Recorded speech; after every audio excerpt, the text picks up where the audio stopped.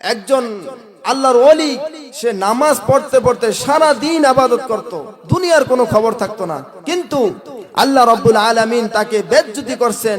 কি জন্য? তার মায়ের কথাকে তিনি গুরুত্ব না দিয়ে তিনি নামাজি পড়তেছেন। আল্লাহ রাব্বুল আলামিন কিভাবে বেজ্জতি করছে শুনুন। যুবক ভাইরা, যারা পিতামাতার সন্তান আছো, মনোযোগ দিয়ে শোনো। তিনি কিন্তু একজন ইবাদত আবেদ, সারা দিন নামাজ পড়তেন, ইবাদতে করতেন, জিকির আজকার করতেন, একজন হক্কানি আবেদ, আল্লাহর কাছে মকবুলিয়ত একজন আবেদ। কিন্তু এমন অবস্থা হয়েছে, তার মায়ের কথাকে সে গুরুত্ব না দিয়ে নামাজি পড়তেছিলেন।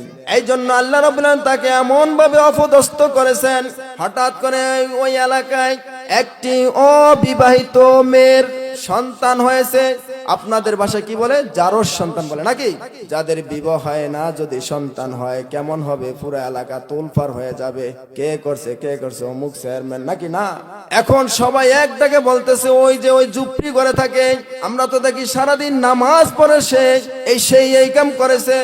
দেখেন কই থেকে কি বিপদ আসছে।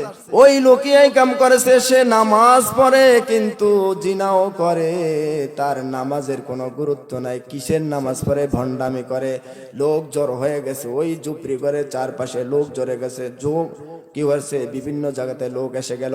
একজনে কেউ পাথর মারে, কেউ ঢিল মারে, কেউ ইট পাটকেল মারতেছে।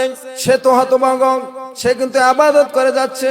লোকেরা এক পর্যায়ে তার ঘরের ভিতরে ঢুকে তাকে ঘর থেকে বের করে তার শরীরে আঘাত করলো, যে বলতেছে, তুমি এখানে ভণ্ডামি করো নাকি? তুমি এখানে জিনা করো আর তুমি এখানে ইবাদত করো, কিসের নামাজ পড়ো? লোক দেখানো নামাজ পড়ো নাকি? ওই জুরাইজ তো হতভম্ব, কি হইল? কারে তুমি জানো না কি হয়েছে?